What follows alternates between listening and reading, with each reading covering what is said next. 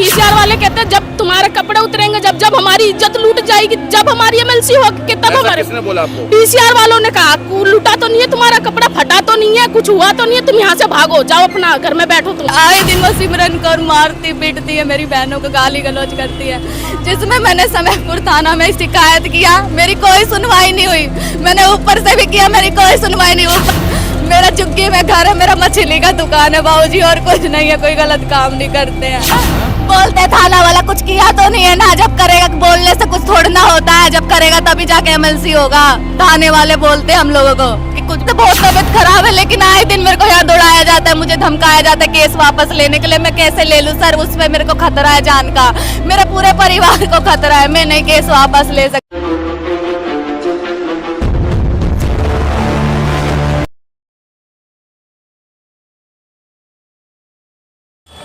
नमस्कार, जय हिंद, जय भारत और आप सभी का स्वागत है आपके अपने चैनल के अंदर। मेरा नाम है दिनेश गर्ग जैन, कड़वे सवालों वाला। एक गंभीर मामला और एक बहुत बड़ी खबर, एक ऐसा मामला जिसको जानकर आपके खुद के रोंगटे खड़े हो जाएंगे। अभी समयपुर बादली थाना, आप यहाँ पे देख सकते हैं, मैं बिल्कुल समयपुर बादली के थाने के सामने हूँ और दो लड़कियाँ यहाँ पर मेरे साथ हैं। एक का नाम है कुसुम है और एक का ज्योति है। ये बता रहे हैं कि इनको झूठा सीधा आरोप लगा करके ज़बरदस्ती फंसाने का काम किया जा रहा है और साथ ही साथ इन्होंने ये बताया कि पुलिस वालों ने इनके ऊपर भी गंदे गंदे आरोप लगाए हैं। एक बार पूरा मामला जान लेते हैं, क्या हुआ है, किस तरह से हुआ है। ज्योति, पूरी बात बताओ, आप कहाँ रहते हो और क्या मामला है पूरा? मैं समयपुर बादली की राजा बिहार की झुग्गियों में रहती हूँ।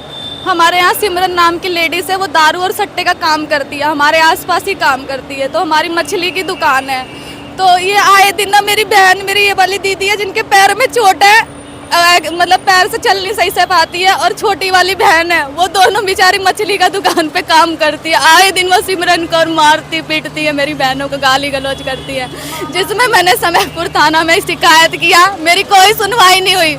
मैंने ऊपर से भी किया, मेरी कोई सुनवाई नहीं। ऊपर से मेरे को 2-3 दिन से बुला के मुझे धमकी दिलवाए जा रहे हैं। कि क्या धमकी देते हैं आपको? मेरे को धमकी देते हैं कि मेरे भाई और भांजे को झूठे केसों में फंसा देंगे। हम लोग को कहते हैं कि समय बेचते हैं और धंधा करती है, जबकि हमारे पड़ोस में रहते हैं, इनसे पूछ लो, हम लोग कोई गलत काम नहीं करते। आप धंधा वगैरह करते हो, गलत काम करते हो? गलत काम नहीं करते। आप मेरा डीएनए टेस्ट वगैरह जो करवाना है करवा लो।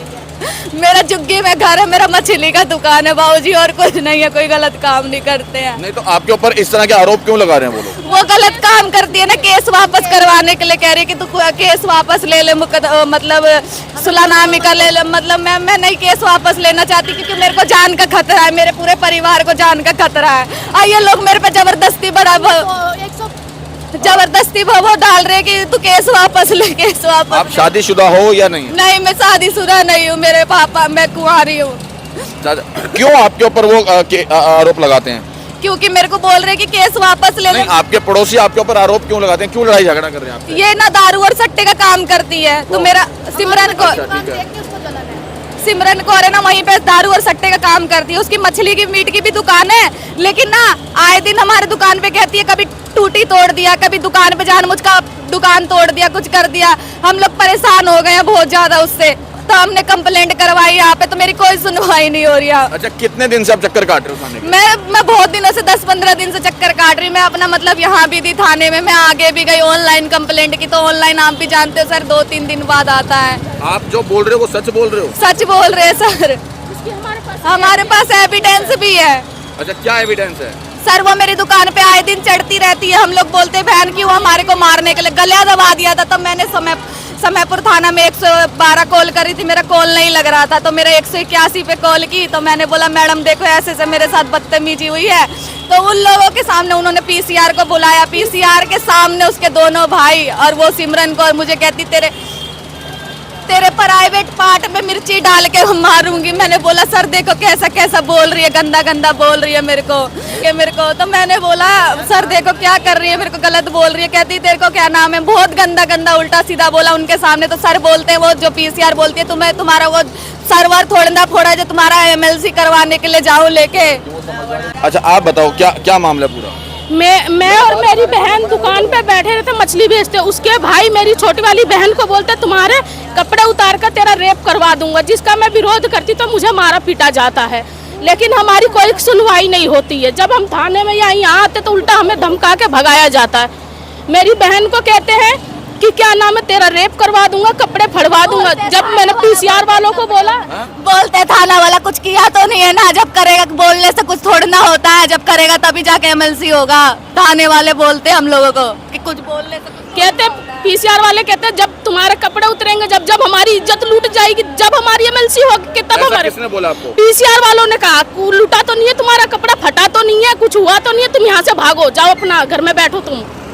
ऐसे मतलब धमका धमका के हमको भगा दिया जाता। अभी भी मेरी बहन को 2 दिन से बुला बुला के परेशान किया जा रहा है। मेरी बहन मानसिक रूप से परेशान हो गई, इतना मेरे अंदर से मैं बीमार से बहुत तबीयत खराब है, लेकिन आए दिन मेरे को यहाँ दौड़ाया जाता है, मुझे धमकाया जाता है केस वापस लेने के लिए। मैं कैसे ले लूँ सर, उसमें मेरे को खतरा है जान का, मेरे पूरे परिवार को खतरा है, मैं नहीं केस वापस ले सकती हूँ। आपने बड़े अधिकारी पे कंप्लेंट करी है, यहीं कर रखी है बस? ऊपर तक दिया है हमने, ऑनलाइन दिया है हमने। इसके बाद कहाँ दिया हुआ?